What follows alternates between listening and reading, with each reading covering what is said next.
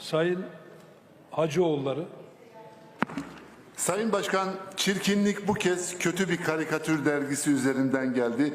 Biz buna Büyük Itri'nin Segah Selat-ı Ümmiyesiyle karşılık vereceğiz, güzellikle. Ve burada Gazi Meclis'te bütün partiler, bütün vekillerimiz hep birlikte söyleyelim lütfen. Allahümme salli ala seyyidina Muhammedin nebil ümmi ve ala alihi ve sahbihi ve sellim.